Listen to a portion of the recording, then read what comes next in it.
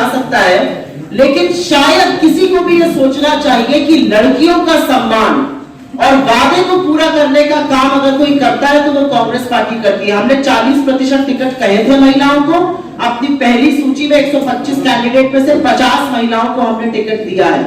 हर व्यक्ति को टिकट देना संभव नहीं है, तो जरूर किसी को गुस्सा लग सकता है, बुरा लग सकता है, लेकिन कहीं पर भी जाने से पहले महिलाओं की स्थिति जो भारतीय जनता पार्टी या अन्य किसी पार्टी में, उसका आकलन करना जरूरी है। योगी जी के मुख्यमंत्री रहते हुए हाथरस से लेकर शाहजहांपुर और उन्नाव जैसी घटनाएं हुई हैं। उनकी 35 से ज्यादा विधायक हैं और एक भी औरत को वो कैबिनेट मंत्री बनाने लायक नहीं समझते हैं। उनकी एक भी मंत्री, 3 मंत्री हैं उनकी सरकार में, एक भी मंत्री एक शब्द नहीं बोलती है जब महिलाओं का अपमान होता है। अगर कोई ऐसी पार्टी ज्वाइन करना चाहता है तो मुझे उनके विवेक पर तरस आता है। मुझे लगता है कि एक और सवाल लेंगे।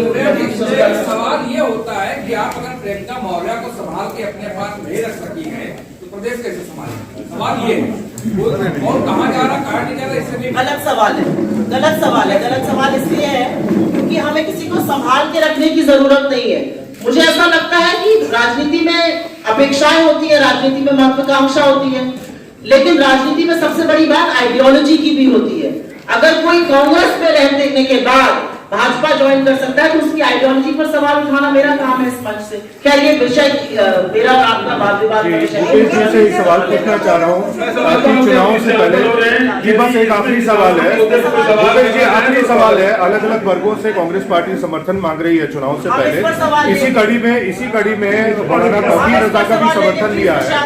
एक मुस्लिम धर्मगुरु है मौलाना तौकीर रजा, मैडम अभी 2 दिन पहले ही उन्होंने पीसी की है। Ma'am I am asking my question. Let me ask my question. Madam, let me ask my question. If he doesn't want to answer, it is all right. अभी एक विशेष रूप से मुख्यमंत्री जी किसानों के आमदनी के विषय में आयोजित किया गया, जिससे संबंधित कोई सवाल आप लोग सरकार की मुखालफत कर रहे हैं, सवाल खड़े कर रहे हैं, लेकिन उत्तर प्रदेश में जो मुख्य विपक्ष है उसके तौर पर कांग्रेस पार्टी क्यों नहीं नजर आ पा रही है?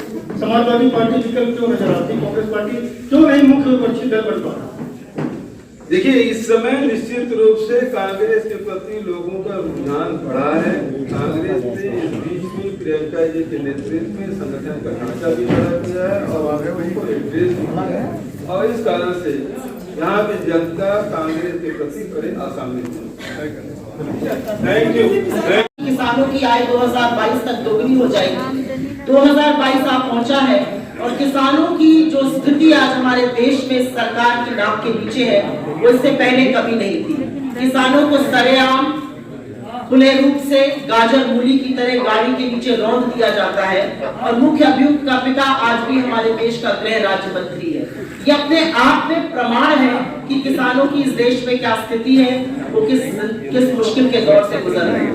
मैं अनुरोध करती हूँ मुख्यमंत्री जी से कि वो इस पर कुछ चंद शब्द कहें और फिर आपके सवालों का जवाब दें।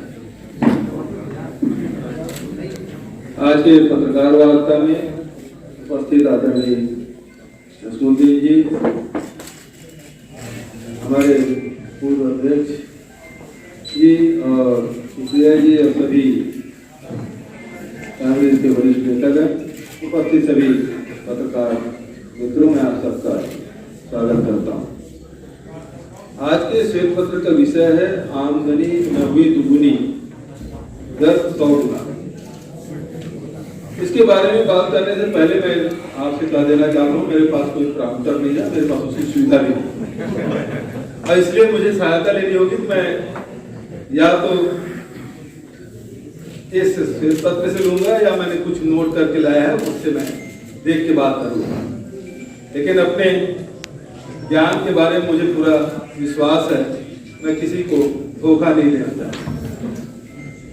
आदरणीय साथियों, ये देश किसानों का देश है, यह प्रदेश किसानों का प्रदेश है। 2016 में आदरणीय प्रधानमंत्री नरेंद्र मोदी जी ने बरेली के सभा में उन्होंने कहा था कि 2022 तक के किसानों की आय दुगुनी कर दी जाएगी। 2022 भी लग गया, इसके पहले 2014 के पहले उन्होंने कहा था स्वामीनाथन कमेटी की रिपोर्ट हम लागू करेंगे, मतलब जो लागत है उससे 1.5 गुना आमदनी। लेकिन आपने देखा होगा आय दुगने दूर किसानों के जो औसत प्रतिदिन जो आमदनी है वो केवल 27 रुपया रह गई है और औसतन कर्जा 74,000 रुपया प्रति किसान हो गया है। सरकार ने एक एक करके किसान विरोधी कदम उठाए। आपको याद होगा भट्टा परसौल के जब आंदोलन हुए और राहुल जी वहां गए तो 1894 के कानून को बदलते हुए यूपीए सरकार ने भूमि अधिग्रहण बिल लाया और जिसमें यदि किसी किसान की जमीन अधिग्रहित की जाती है तो शहर में 2 गुना और ग्रामीण क्षेत्रों में 4 गुना दिया जाए। मोदी जी सत्ता में आते ही 3 बार अध्यादेश लाए। कांग्रेस के विरोध के चलते उस अध्यादेश को निरस्त करना पड़ा और राज्यों पर उन्होंने ये अधिकार दिया यदि राज्य इसमें संशोधन करना चाहते तो कर लें। आज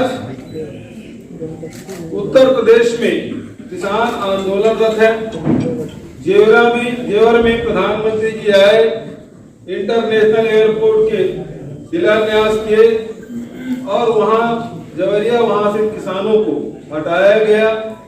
मुआवजा 4 गुना तो मिला नहीं। आज पन्नी में बैठते जिसके मकान तोड़े गए वो किसान वहीं पे पन्नी पे कड़कते ठंड में रह रहे हैं। ये किसानों की स्थिति 5 सालों से उत्तर प्रदेश की सरकार से हुआ, ऐसा पहले कभी नहीं हुआ था। और मुझे लगता है कि किसानों की बात कि अगर आज कोई नैतिकता से बात कर सकता है तो वो सिर्फ और सिर्फ छत्तीसगढ़ के मुख्यमंत्री श्री भूपेश बघेल जी कर सकते हैं, क्योंकि उन्होंने वहां पर बड़े कदम उठाए हैं किसानों के हित में, बड़ी भूमिका निभाई है किसानों की भागीदारी और उनकी जिंदगी को बदलने के लिए। तो मैं सबसे पहले तो रिक्वेस्ट करती हूँ और अनुरोध करती हूँ